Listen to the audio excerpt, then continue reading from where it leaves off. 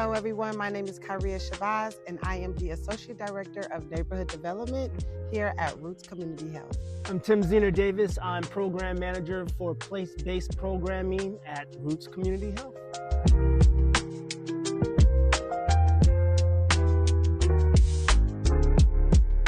During those 130 days of where community members really came and activated the space and took up space here at the school meant so much more for community members than we would ever think. It allowed them to activate their voice, to activate their ideas and their ways to really get things done. It allowed them to advocate not just for their students, but for the students of all of Oakland. It allowed them to use their voice to really stand firm on what they believed what was right.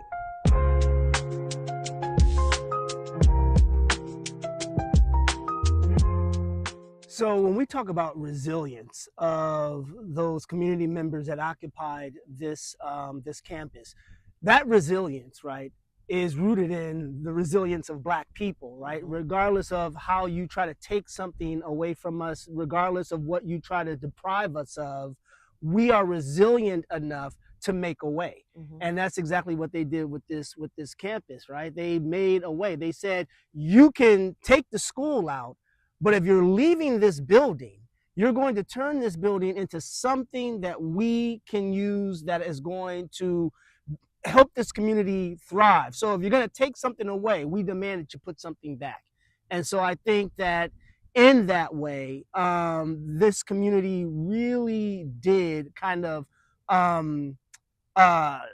rest in kind of the history of how Black folks have strived and been resilient and repurposed something out of nothing.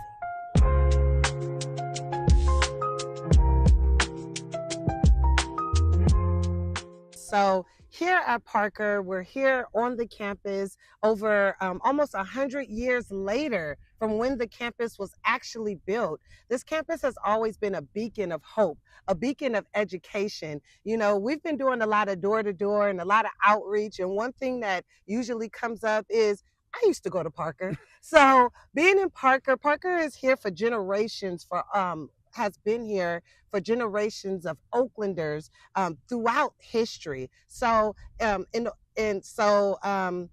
it's so fortunate that we're here now as a capacity building agency where community members are able to come in, they're able to get training, they're able to get internships, they're able to actually interact with the community on so many levels. Parker continues to be that beacon of hope because of the capacity that it's built from generations to come. And I think that was the core of the reasoning behind occupying the campus, right? To the district, this is just a school. It was a school, and for economic purposes, they decided they needed to close it down. But what they were disconnected from was the community in which the school is in. And for that community, this school was already a hub. This school was already a sacred place in the community, and that's why they demanded that they have a say in how this campus was used going forward. Absolutely.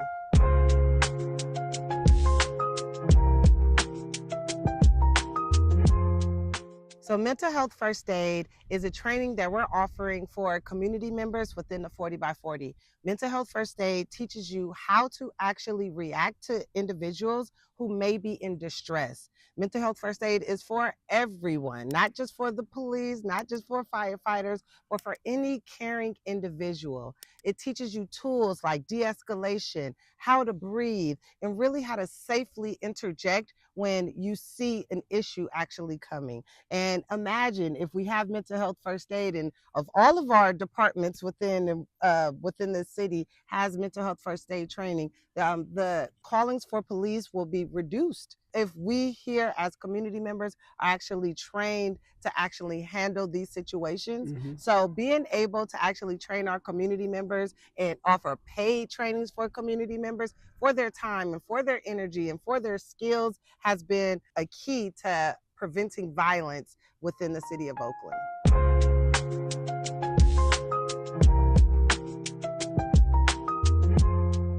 it really helps that if folks are trained in mental health first aid, because it helps to keep the community safe, right? And it helps to keep individuals who might be having a mental health crisis or episode at that moment safe, because they're able to recognize what's happening. So many times what happens in situations like this is that folks don't understand that someone is having an episode. And so things can get escalated, things can go off the rails, and the situation is not handled correctly, right? So if you have someone who's trained in mental health first aid, they're able to recognize what's happening, utilize some of the skills that they learn through this mental health training, like de-escalation, asking the right questions, being able to understand what's happening for that person in that moment. So in the case that law enforcement is called, there's somebody there to be able to say, hey, this is what's going on, this is what's happening, because we know that law enforcement, they're not trained in mental health first aid a lot of the times, and so they respond to things the way law enforcement responds to things. Having someone or several someones in the community that actually have had this training keeps people safe. It keeps the community safe, and it keeps that individual that's having that episode, it keeps them safe as well.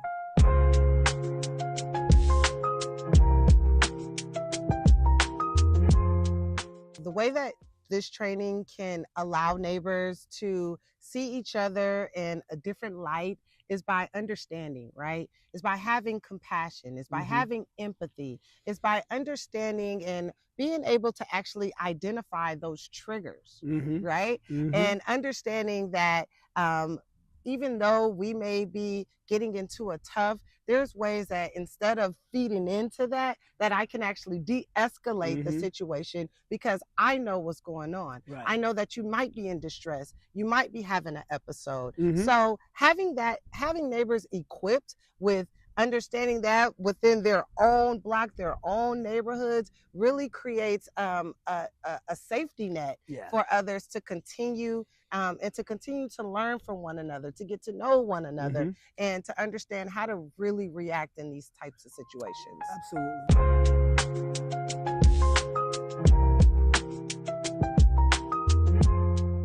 Here at Parker, we are offering so many exciting programs. Our wellness programs sit right here on campus, where we are providing services like Stay Ready for School. We have our neighborhood development. We have our community healing. And we also have our youth programs. We also have our nutrition and growth programs, nutrition and exercise programs right here on campus.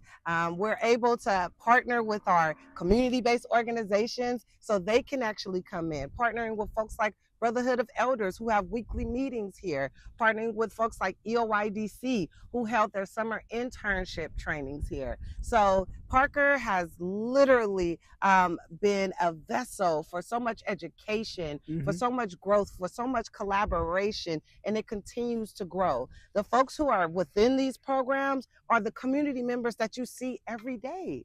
And we love it.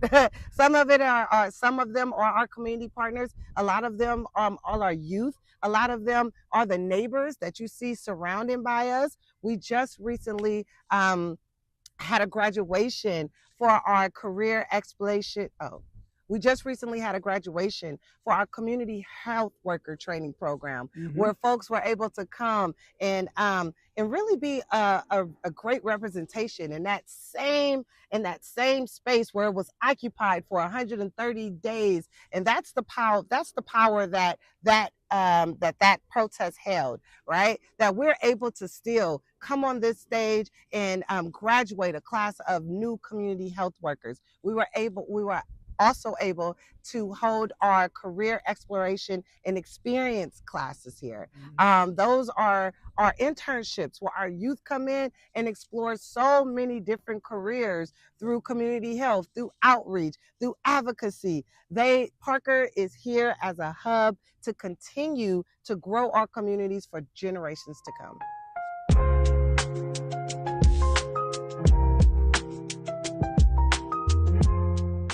So why is it important that Parker is buzzing with all of the things that it's offering?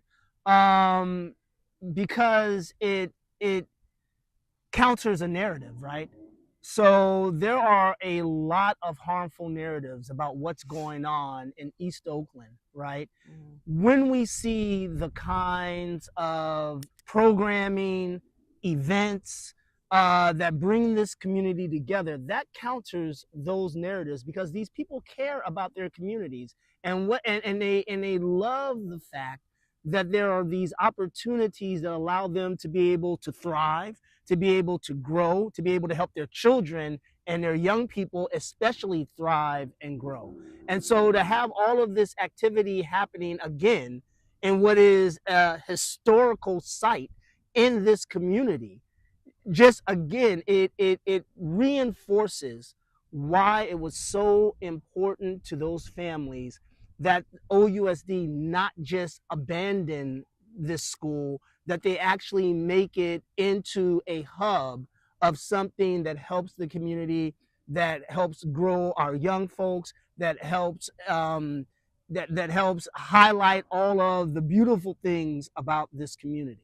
So And one thing I'll add, the special sauce with Roots is if Parker and OUSD ever decide that it wants to become an elementary school again, we are happy. absolutely, We are happy to absolutely. leave and allow that to happen because we knew that we know the impact that schools and that type Mm-hmm. of community really can have to a thriving society.